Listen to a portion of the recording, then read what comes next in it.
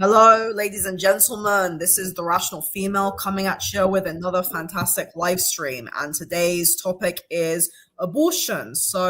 Yeah, this is something which a lot of people like to think about. It's obviously very highly discussed within feminist, anti feminist, men's rights circles. And I do think that most people assume that if you're against feminism, you're against abortion. But I have met many people who call, well, many is not necessarily many, but I've met people who call themselves anti-feminists or who are against feminism who don't think that abortion should be banned. And I myself hold this view. I don't think abortion should be illegal for very serious reasons.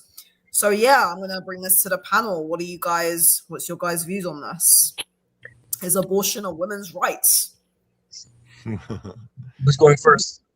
Okay, I can go. Isn't it? Go ahead, Yana. I'll go first as another woman. Okay, so I agree with choice. I think what is it? Pro-choice. I am pro-choice personally, but I think when we talk about abortion, this is directly a men's rights issue. First of all, because I think we have to acknowledge that many of the social norms and the norms that we have in society today, and I can see this really well coming from the background that I came from, but we'll get into that later. These norms surround and were created in a time where abortion wasn't a thing.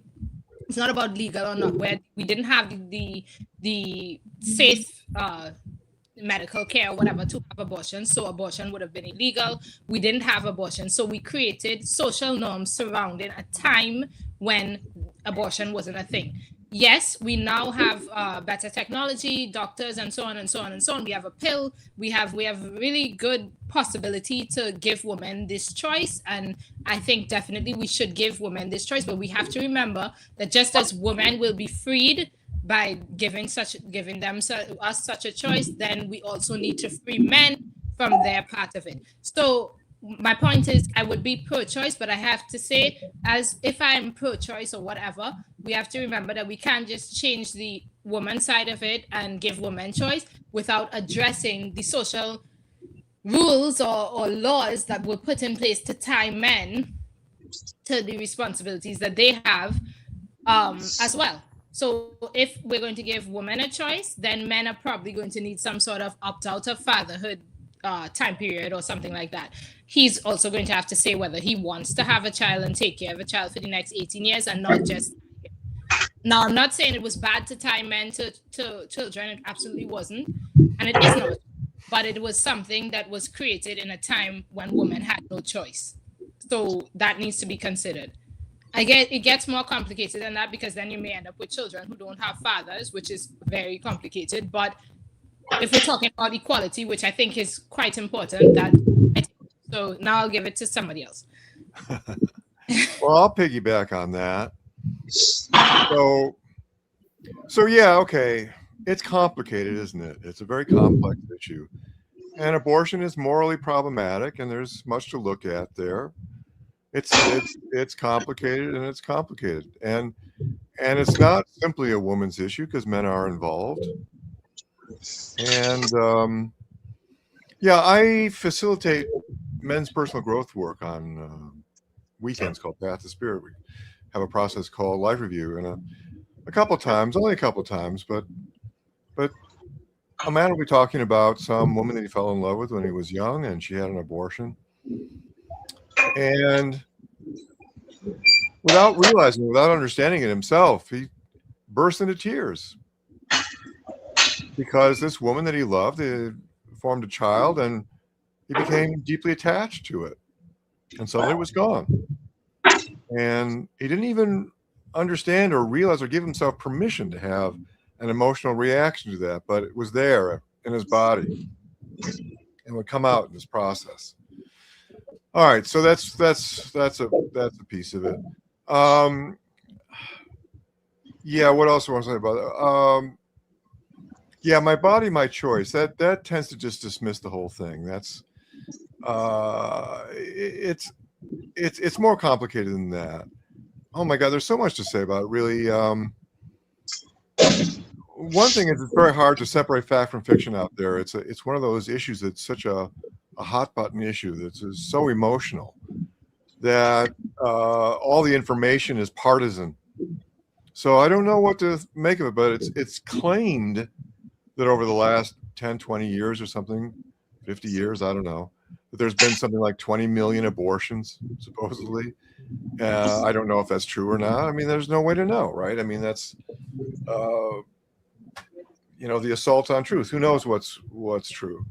But it's possible that abortion is a major factor in why birth rates are falling.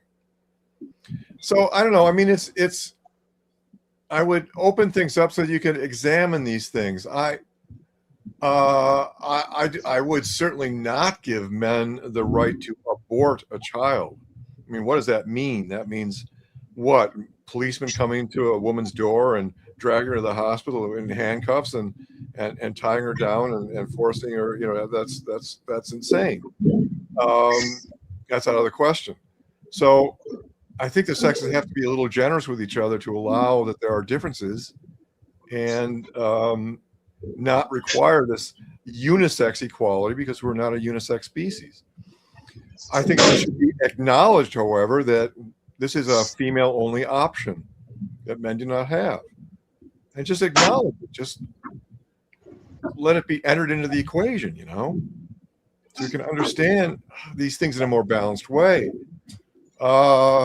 And then there's the issue of like a married man and his wife chooses to abort the child. And the last time I looked into it, in the United States, only one state, I believe it was Vermont, required a wife to inform her husband in advance of her that she was going to do this. And ironically, if a man went to get a vasectomy in this country, you'd almost certainly find that the doctor won't do it without written permission from his wife. There's a Rick and Morty episode about that, actually. Yeah, no, it's very serious. And I think both you and Yana bring up a very important point about we never really think of abortion from what the man has to go through, because I know in my personal life as well, there have been men who they were with someone and the woman aborted the child and the man was very upset. So we don't think about that. But I personally think that abortion, because women are the ones who bear children, from a purely practical perspective, the woman should have the final say, because she is the one who has to give birth. And the reason I say that is because giving birth and choosing to give birth is very, very serious. And there are some women for whom the desire to have children isn't there. And there might be very, very serious reasons why. And one reason which I brought up before we started the stream was that women who have had a lot of children, say if they've had 4 children, they might not want to have another child and they might become pregnant entirely by accident. So that's very serious. And then there's also the case of a woman who maybe is very poor or disabled or has very serious mental illness. I also wanted to mention one thing. I was trying to find resources, but I can't. I've got so much stuff on my laptop. But I'm pretty sure abortion did exist in ancient times. I think they did in a crude form, but yeah. Yeah, abortion is not a modern invention. It's just that abortion now is much safer because we have modern medicine. And for those who don't know, abortion was legalized in the UK in 1967. In America, it was 1973. Birth control was invented by men, Gregory Goodwin Pincus, Frank B. Colton, and Carl Djerassi. He invented the first birth control pill. So it was all men who invented this stuff. And I think that, this is an example of men creating something to help make women's lives easier. But yeah, no, abortion, saying whether or not abortion is a women's issue, I would say personally, I think it is more of a women's issue, but we should be considerate towards the man's say. Well. Yeah. Okay, so I'm the only person here that identifies as a men's rights activist out and out, I think. So I'll tell you my take on it. I am overall very much pro-choice. I do think abortion should be legal for multiple reasons. There's the moral argument. There's the argument that unwanted pregnancies are not good for society. There's the argument that if abortion is illegal, women will try and get back alley abortions, which is very dangerous. Mm-hmm. I am recognizing the fact that, it is a very morally gray area. I mean, it's not some happy, cheerful thing, but I do support women's right to choose an abortion.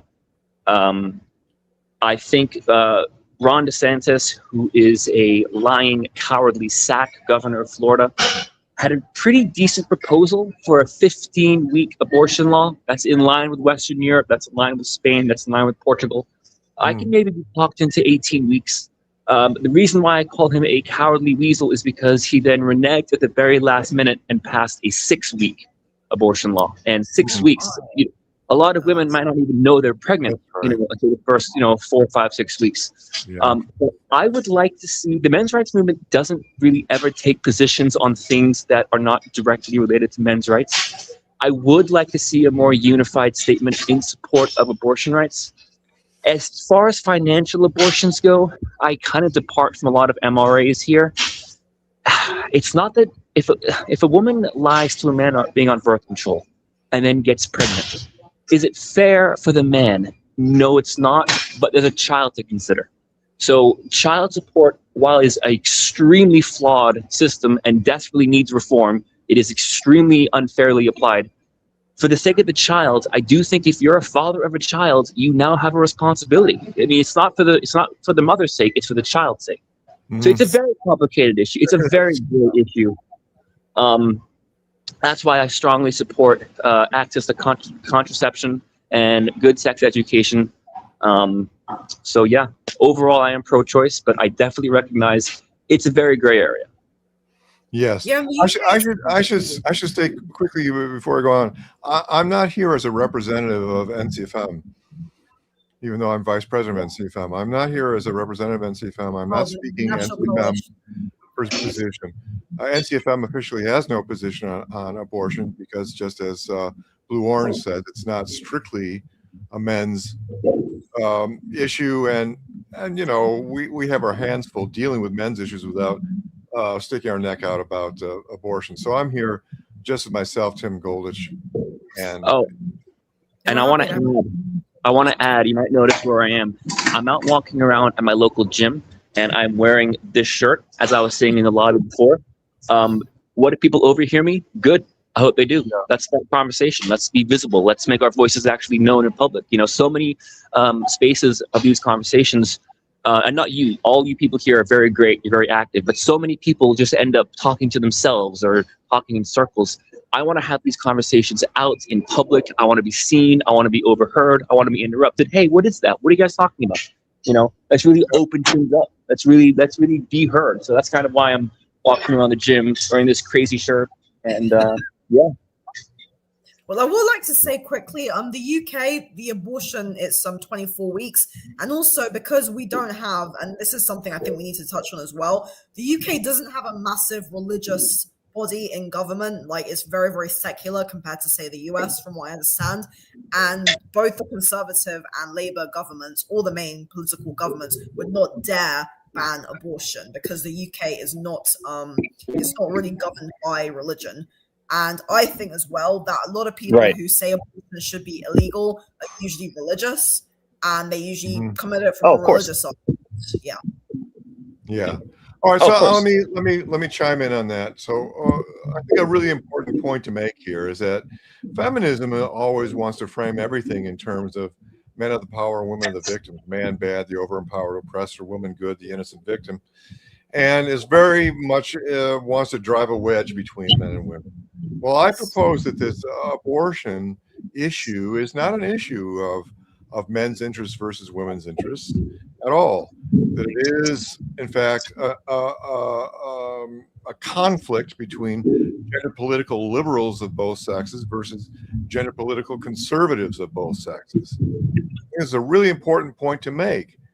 It's not something that it's framed as the patriarchy is imposing this on women, but conservative women are every bit as much a force of influence in dampening down abortion as are conservative men. So it's really more of an issue between conservatives and liberals of both sexes. And another point I'd like to make is that, in my judgment, it's fundamentally unresolvable. Okay, so it's really, in my judgment, it all comes down to a potential human. That this zygote is, in my judgment, it's not a human. it is the little salamander it appears to be. However, it is a potential human. And I don't think there's any way to come to some logical, resolute position on what that means. What is a potential human? We're never going to agree on that. So I don't think abortion is something that can be resolved. I don't think you can find some logical way to say, to make a decision around it. In my judgment, the only thing that comes close to a solution regarding this issue is a compromise that both sides of the aisle will be unhappy with, but that both sides can live with. Because as Zari points out, though, the religious side will never compromise. And that's why religion makes it so complicated, because there's simply, I mean, certainly in very fundamentalist Christianity and Islam, there's no compromise. Because to them, they believe in hell, they believe it's murder, they believe in whatever their religious take is. So there is no space for compromising with this issue. More than probably any other issue I can think of, this is the last issue that they would compromise on. And in America, from their position, abortion is murder. Okay? Right. Nowhere to go with that. No room. No place to negotiate. Nothing. But on the other hand, we've got my body, my choice, and that's almost as dogmatic. Not quite, but it's pretty close. Quite. I would even say the conservatives are more right with no abortion at all than my body, my choice. Because, okay, for me, I'm pro-choice, as I said, and that's probably boils down to I have 3 kids. If I got pregnant today, I would be having an abortion. I would need a safe environment to have an abortion. I don't want any more children. Yet I'm still fertile. Okay, so, but what I want to say is that this discussion, how I always look at these things, is that it boils down to equality. This is all just a negotiation about what is equal, what is an equal thing. And to me, I've met a lot of conservative people, women, because I've interviewed many women for Women Against Feminism. There are lots of conservative women who say no abortion.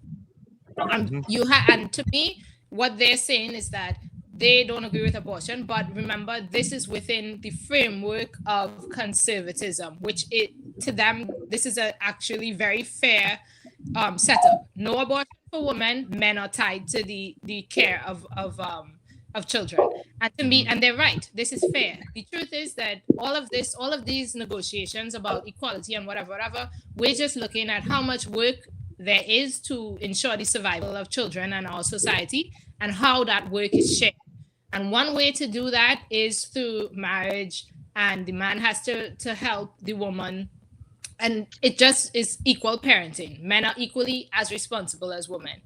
And I think what the abortion thing puts into place, and it's not just abortion, it's contraception, abortion, all the way up to adoption. I spoke to someone who I made a really nice video on this, and they were talking about it. They said, look at the choices that women have. Women have contraceptive choices before she ever gets pregnant. Not that men don't have any, but we have more contraceptive choices than men do.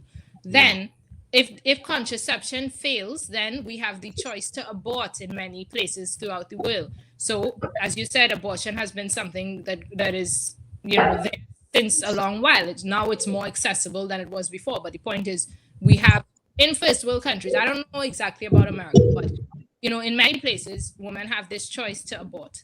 Then, if abortion fails, she doesn't abort, and she ends up carrying the child through pregnancy and birth. She then has the choice to not name a father and give up that child for adoption. Sorry. Yeah. She has the chance to give away the child for adoption. So all along the line, women have so much choice regarding whether or not she really, really wants to take care of this child. If we are going to enter, and this entire discussion, like I said, it's about equality. Therefore, men need more choices as well. They are going to need more choices somewhere along the line. And if that has to come through financial, it cannot come, as you said, through forcing a woman to abort. No one would ever agree that a man should have the right to say, woman, you must abort. That would be a terrible thing. It's her body. Yeah. Yes. Okay. But then he can have the right to opt out of fatherhood, to say, I didn't agree with this. And to be honest, that is what marriage was before we had the technology of being able to say, you are the father, you are the point of marriage was to say, this is the individual who will be the father of every child that comes out of that womb. And this was the agreement. Had she gotten pregnant without marriage, then there's no obligation on the part of the man. So yeah, it comes down to a fight between, well, not a fight, but it's between man and woman. How do we equally share this burden of having children? And abortion, contraception, they put new inputs into this equation, and society has to react to those inputs on the male side by evaluating, is this still a fair setup? And in most cases, I think the answer is no. And I'm not saying the answer is going to be a clear cut and dry, he gets this, he gets finance, but we need to answer, what would a new setup look like that would be actually fair to both men and women? Because Yeah, the old as system, fair as can be. Yeah. Uh-huh. yeah, the old If a system, country was rich enough to fully support a single mother in terms of benefits, then I might be okay with the concept of a financial abortion. But I can't think of any country where economically that would make sense. and but- it makes it unfair. Unless it was extremely Do you agree socialist, that like you're do you talking about, agree then like that it Sweden makes, or something. but would you agree And I'm that not it for makes the setup unfair?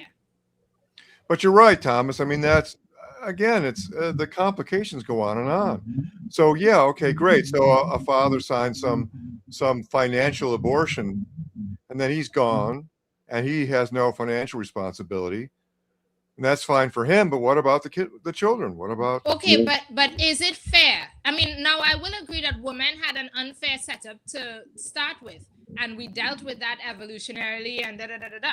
But I think so. This is why women were the ones who then had. I think it may end then in men being the one who have the sexual control or whatever, because men are not going to want to sleep with women in this condition under these circumstances. I mean, it Well, there's already that is going Yeah. on.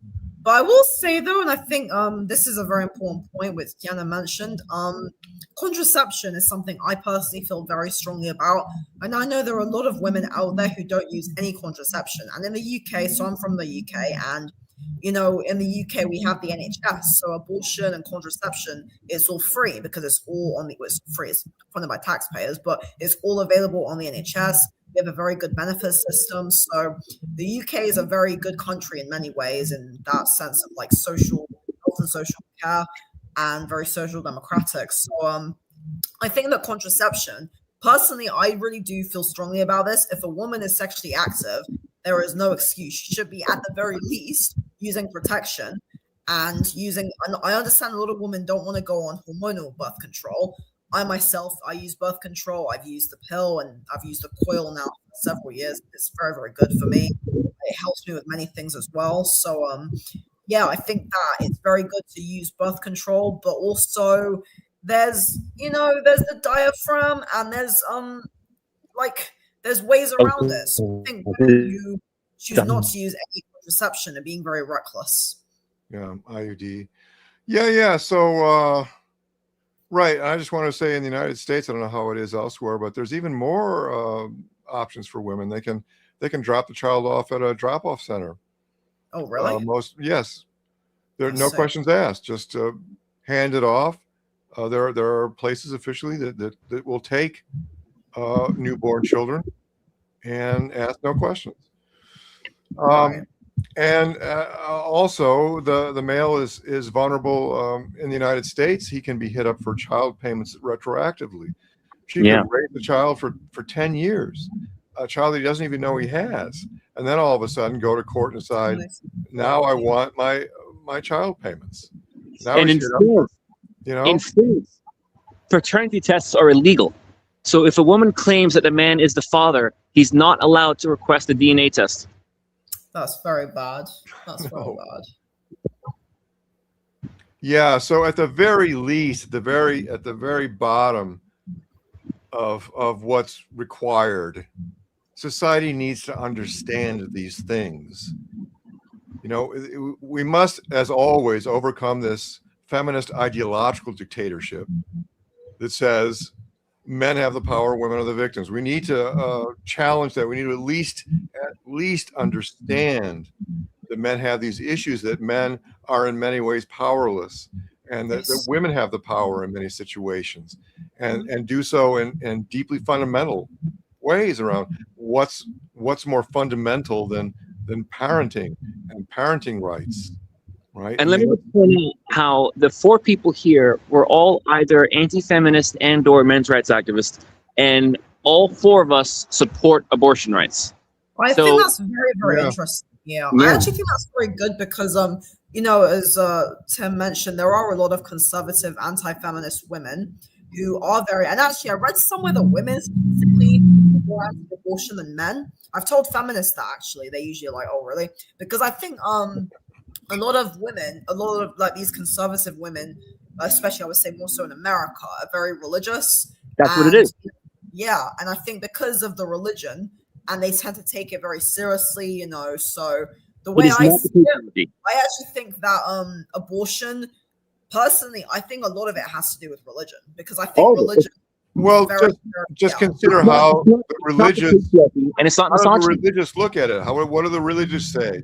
So the religious say that at the moment of conception, it's a human life. I mean, not to be crude, but does that mean every time a guy jerks off, he's killing a kid? Well, every sperm is sacred. If a sperm is wasted, God gets quite irate. Yeah. My point is just that if you know the song I'm talking about, the Monty Python bit. Isn't that very fair though, to say women are locked into having this child, but men are also locked? At least they're saying something equal. Both men and women are locked. Right. So they're saying from the time you have sex, you're locked into this. And you as well, man, from the time you get married or have sex, I guess get married, you're locked into this. And at least it's consistent. Yeah, it is consistent. But I think that these religions, because they use this fear of God, and I won't talk too much about religion here, but the whole fear thing is like it forces people to be very afraid because they think something in the sky is like watching them do their business, which is like it's very, very, I can't get my head around that at all. But the thing is that I think that if we look at it, because it's very true that yes, abortion can't be looked at from a purely logical standpoint because it is something that can become a person, and it's very, very hard to be objective about that. But I think that actually, if we try and look at other arguments, like for example, what kind of costs are we going to have to society if we just force children to be born to parents who are either reckless or unstable or unmarried or don't have money? If people are forced. Sorry, Anna, you talking? You muted. I'm saying I don't think it would be so bad. I don't think it would be terrible if people. Because I think if you force children to be born to people who can't look after them, you think you can't take care of a child, but if you had a child, I'm sure you would be a wonderful parent and do everything. Okay, you don't know me that well, so I think that's very presumptuous. All right. But many people who think they can't have children, I think they would be fine. So I'm not worried. I actually wouldn't be fine because I don't have a partner and I have very serious mental health problems. So I find that very presumptuous. I don't think I'm in a position at the moment to have a child. I live alone. I don't even live, I live in supported accommodation. But no, I really disagree with that. I think people who are very serious, like for example, if you have a very good job and if you don't have mental health problems or you're not disabled, and also there's a thing as well, I think children should be born to 2 parents. I was raised by 2 parents. I think kids need a mother and a father. And I think it's very sad, if kids are born to single parents, like kids typically, I read in Sex Matters by Maria Sharon, kids do much better in, single parent homes are the largest indicator of a kid being involved in delinquent behavior, basically. It's not that there's no truth to what you're saying. That there is a lot of truth to it, but there's also something like people rise to the occasion. You may think that you would do poorly in parenting, but when you have a child, you may change and become better and thing. And I just think in general, there's no way to really say that. I think it's okay if people who don't have a perfect life. I didn't have a perfect life when I got pregnant the first time. I know, but you have a stable marriage, and that does help. And I don't know. I don't think we should encourage or support single parent families, because kids But from that's single families it's are not, Yeah. it's not to attack single parents. It's not to say that a single mother can't do a wonderful job. Of course she No. can. It's not saying that a single parent can, but it's just better to have both. And I do think that there's something about having a mother and a father. That's not Sure. to attack a gay couple. A gay couple can absolutely raise children very Right. successfully. But the easiest and most ideal is a mother and a father in a stable marriage. And that And I shows don't up in the bell curves. That shows up Right. statistically. And that's not to say, again, it's not to put a single mother down, but isn't it easier with 4 hands rather than 2? 2 brains But would rather it than 1? really be so bad if because this whole thing started with there are many people who can't have children because they're not like good enough or something. But is that, I don't know if I agree with that. I think if someone No, has I a don't child, know. they'll just do a good job. I No, think people there lie. are some terrible parents out there. I think that's no offense, but I think that's a bit of a naive thing to say. There are a lot of kids who are born to parents who are quite dysfunctional, very unfit. But in the past, There are most people had kids, and people because most people for a long time are married, as we said, especially if you look at the last 2,000 years of Christianity in the West. They had religion, they were kind of, that's right. the way. So maybe people will get married if that were the case. I just feel like people will adapt, and I think they will raise children. Okay, I am not afraid for. I don't think we have a bunch of degenerates who can't have kids. I wouldn't be afraid for society if people had kids.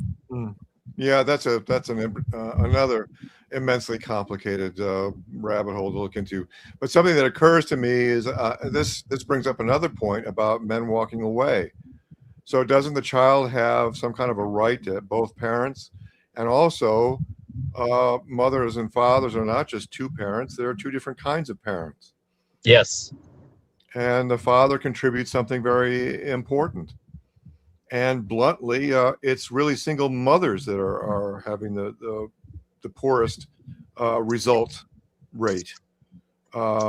Single fathers, for a number of reasons, and again, it's another complicated rabbit hole to go down, but statistically, single fathers do better than single mothers in terms of raising children. Well, because a single father has to have so much more resources to have custody in the first place. For a man to win sole custody, he really has to have his life together. And the factors that's around certainly that's one of the mitigating factors, without a doubt. Most men lose in the court system if they try and. The last I knew, 85% of contested cases of parenting, 85% went to the mother. So yeah, a father really has to kind of excel if he's going to end up with full custody. And without question, a single father is missing out on having a mother to help him. And that feminine perspective, a single father is just as disadvantaged. So, and that's not, again, not to shame the single mother, not to shame the single father, but I do think having 2 parents and a male-female perspective is simply the most optimal. Not to shame anyone else, but it's the most optimal. No, I agree. And we also need wider family as well. I think also grandparents and all of this add to it. Yeah, that would be great. Of course, historically, children were raised by extended society, aunts, uncles, grandparents, friends of the family. Community. I agree. We need this community to raise children.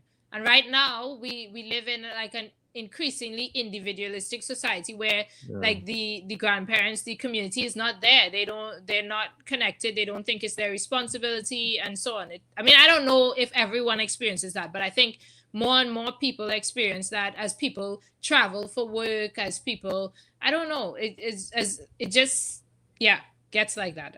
I think. No, I agree. I was actually reading yesterday about extended family versus nuclear family.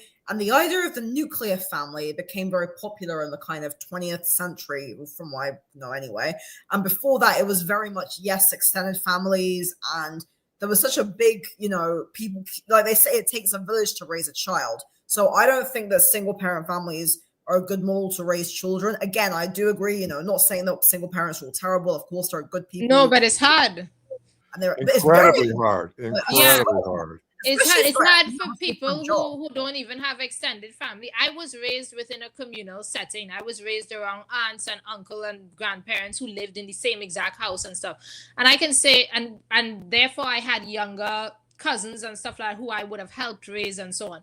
And this is a much easier way to raise children, in my Yeah. opinion. And also it's, I mean, of course there are downsides, because I guess because people are so close, it increases the chances of abuse and all kind of weird stuff that wouldn't happen when you're alone. But on the flip side, I don't know, it's just it's also extremely stressful, I think, when you put everything on one person or on two people. Yeah, That's Absolutely. right. Even two people, yeah, but one person, oh my God. I mean, No, I've it's- known single mothers that just are driven insane. Yeah, Trying to do which this. is exactly why abortion actually needs to be kept legal, because there are cases where I don't think we should force someone to have a child, because, you know, I think prevention is better. So I think, you know, contraception, and also I think it should be state funded. I do support state funded contraception because we have that in the UK with the NHS. But no, I really don't believe in like forcing, because, you know, there are people who they'll say, I was raised by a single parent and my parent was abusive, or they were neglectful, or they did a great job, but they were never around because they were, you know, it's hard. It's not a good upbringing. And I want to say something highly controversial. I don't believe in this whole idea of like life being inherently sacred. I think life is like very difficult and challenging. I think, you know, life is generally full of suffering and pain. So I don't think that like, I don't really view it like this idea that, you know, being alive and living is some wonderful thing. It's just, you know, we live because we were born. So I don't view like terminating a life in a way that like yes, I understand that there's something about it which is uncomfortable, but I think more from the perspective of the mother, in the sense that, you know, she might have mental health issues or she might feel very sad about it, but also like I don't see it as like a terrible tragedy. But that's my kind of nihilism. For me, it's about brain activity. Somewhere between 15 to 24 weeks is when a fetus starts having a certain quantifiable measure of brain activity. And while it is somewhat arbitrary, and it's very difficult to say this is the exact line where it becomes morally uncomfortable for me, it's somewhere in the 15 to 24 week range, and it's based on your neurological activity and brain waves. And I know that a lot that's a little bit what I said, a little bit woo, a little bit wishy-washy, and it is very gray. It is very difficult. But there does reach a point where a fetus's brain activity would make it morally uncomfortable for me to support abortion past a certain point. But in general, I do agree that that for the sake of the mother, it's a right that's important to be upheld. Yeah, so I'll piggyback on that. Yeah, I agree. So abortion is morally problematic. I think we just have to look at it and deal with it. You know, that doesn't mean we have to run screaming from the room about it, but I think that abortion needs to exist. It needs to be available. It needs to be safe. It needs to be legal. And also we need to, you know, look at the moral issues of it, and you know, where's our cutoff point with abortion, and maybe, you know, there's mandatory counseling before a woman has an abortion. You know, there's all this kind of talk too. I mean, there's all this stuff around a woman's responsibility to this unborn child, and you know, so there's lots to look at. So again, I'll just say that I think abortion is morally problematic. I think it is unresolvable. As Blue Orange says, there is a kind of a vaguely a point where the brain kind of switches on, and maybe that provides something of a objective point. I don't know, but these things have to be taken seriously. You know, both sides turn it into a circus. Yes, you know, when they say abortion is murder, well, where do you go from there? What do you do with that? My body, my choice. Now what? You got nowhere to go. It turns the whole thing to this circus. If you're going to take it seriously, you have to open up and be willing to look at these things, all the myriad facets of it. I don't object to my body, my choice as much as you do. What's your issue with it? Well, for one thing, the fetus is a genetically unique individual. It's not actually a part of the woman's body. It's a separate growing living thing. I really don't like my body, my choice at all, because it's kind of just trying to say it's our business and not yours. But men are totally affected by this. That it's not that men are not like a little bit of, they are affected. They have to pay child support.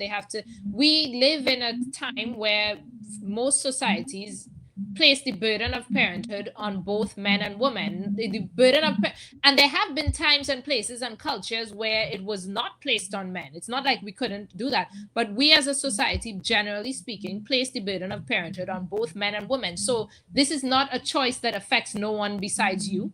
It affects your body, but it affects his too. It affects him for the next 18 years. And emotion affects him emotionally also. Men act like they're invulnerable, but this is just an act. Men are vulnerable. They do have emotional stakes. The man could be out there buying a baseball bat and catcher's mitt for this kid he thinks is on the way, and suddenly it's gone. Yeah, that's very sad. And to go back to something that you said, the rational female, when you were talking about like philosophically, you don't view life as this thing. I wonder sometimes if that is a difference between conservatism and liberalism. Now, I agree with you that life is not so important in my view as well to pursue life. Life is not this thing that we must have. It's okay if life doesn't continue, right? Or you know what I mean? So because like you said, there's suffering and all of that, and I just wonder, is this like a sort of more liberal view, whereas the conservatives view life as something that you have to have? Because it comes back to like other themes that I see in conservatism, like when we talk about racism or like what is it, like they say like things like great replacement or whatever. It's like they must continue the race, they must continue, and I find that I can't relate, because it's like, why is life so important? Is it that conservative see it? Yeah, I don't think that's conservative versus liberal. I think that's more like, are you depressed versus are you not depressed? Yeah, probably. So I agree. It's linked to depression. But for me, I more see it like life is just not that important. I'm not like, I think it would be okay if people don't exist. I mean, like when you talk about, let's say, racism or great racism, for me, in terms of race, it'd be like if people say, oh, the black race wouldn't exist, I'd be like, I think that's okay. I don't feel like. Well, others would call that nihilism. Right, no, it's nihilism. It's absolutely, it's very nihilistic. Well, I was making a nihilistic argument about like life being sacred, because nihilism is something I find very interesting. I wouldn't call myself a nihilist per se, but I do find nihilism fascinating and existential philosophy in general. But is this a fundamental liberal view? It's not conservative or liberal. I don't think people in general should think like me on that sense. I think that's very much so there are nihilist conservatives. You would say there are nihilist conservatives.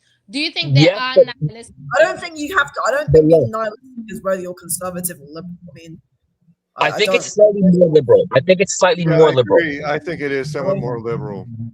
Really? I mean, it could be anybody with a dark, depressing attitude could be nihilistic. But I think it's liberals that are saying things like humans are a blight on the earth. That humans, America's different from the UK. I don't really think. I'm sure there are right-wing people here who have depression. I don't. Really because to me, when I hear a lot of right-wing arguments, it boils down to something like, we want to survive. Everybody, we must survive. Again, it's like this survival thing. And it's like, why do we need to survive? What is so important about us being here on Earth? It's hard to... Well, yeah, but you see, you're divorced from the sacred aspect. From a religious point of view, there's sacredness to consider. Isn't the point of life to live? I mean, when Keith Richards was asked, what's the most important thing in your life? He said, living. I mean, living is kind of the point. Yeah, but for me, I'm okay. I think it's beautiful, this idea that we leave. I don't want to be here. I guess it's depression, but I don't want to be here. Let's not talk about this too much. Anyway, just sorry, a bit too weird.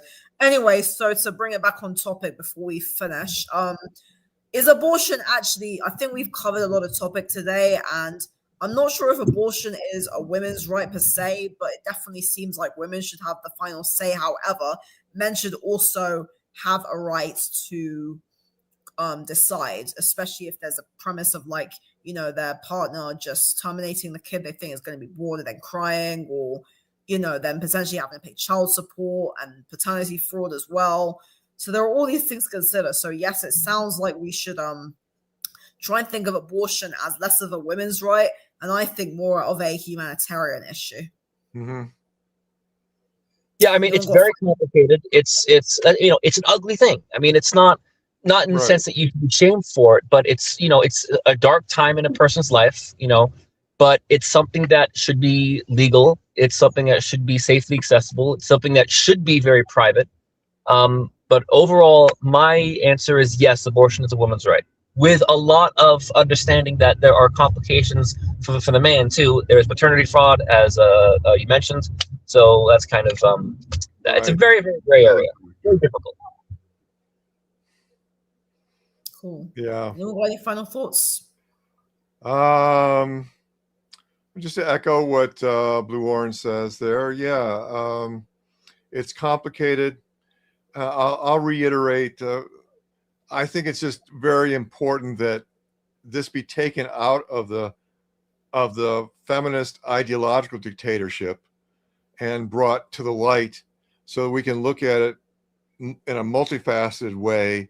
That it's not just a male versus female thing, that it's really more of a liberal versus conservative thing, and to at least understand all these issues and how they affect men, how the emotional and financial and legal impact on men.